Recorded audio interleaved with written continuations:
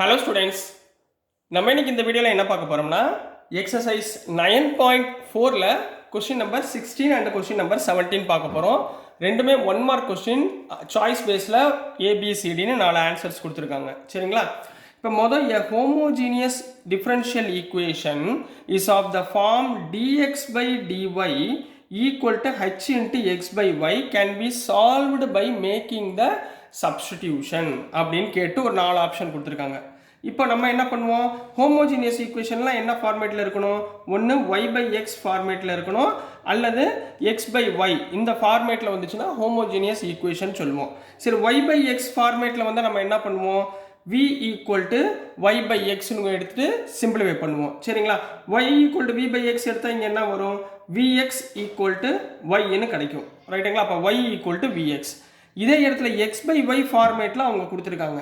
ரைட்டுங்களா? அப்போ இதோட ஈக்குவேஷனை நான் vன்னு எடுத்தேன்னா இங்கே என்ன எனக்கு ஆன்சர் வரும், y அந்த பக்கம் போச்சுன்னா vy equal to x ன்னு கிடைக்கும். So therefore x is equal to vy is the correct answer. இப்போ ஆப்ஷனில் பாருங்கள் எது கரெக்டாக இருக்குன்னு, சின்ற ஆப்ஷன் கரெக்டாக இருக்கா? So c is correct answer அப்படின்னு கம்ப்ளீட் பண்ண போகிறீங்க. புரிஞ்சுங்களாமா? ஹோமோஜினியஸ் ஈக்குவேஷன்னா இதே இடத்துல y by x கொடுத்துருந்தாங்கன்னா என்ன answer, y equal to vx. இங்கே x by y கொடுத்ததுனால x is equal to vy. புரிஞ்சுங்களா?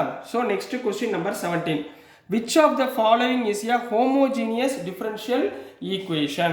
Homogeneous differential equation எப்படி இருக்கும், நம்ம differential equation simplify பண்ணும்போது எனக்கு ஒன்று x by y ஃபார்மேட்டில் இருக்கணும் அல்லது y by x ஃபார்மேட்டில் இருந்தால் அது homogeneous equation சொல்லலாம். சரிங்களா?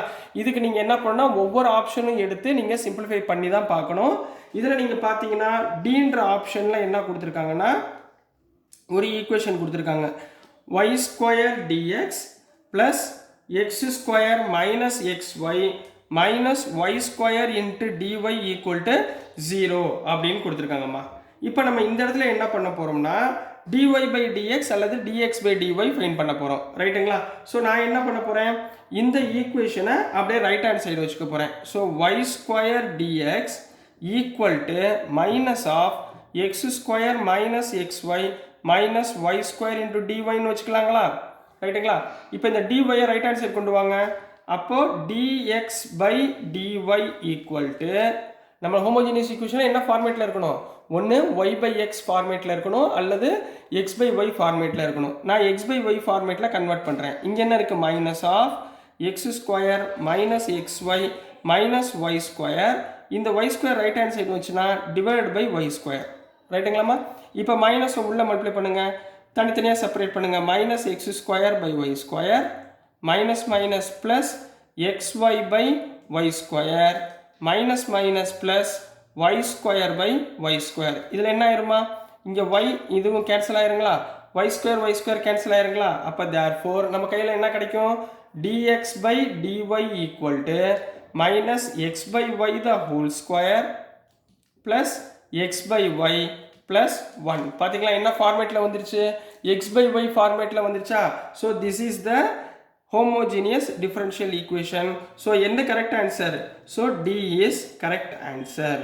ஆப்ஷனில் எதுமா கரெக்ட் ஆன்சரு, டி வந்து கரெக்ட் ஆன்சர் அப்படின்னு எடுத்து எழுத போகிறீங்க. புரிஞ்சுங்களா கண்ணா?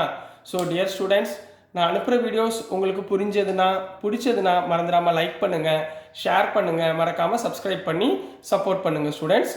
தேங்க்யூ.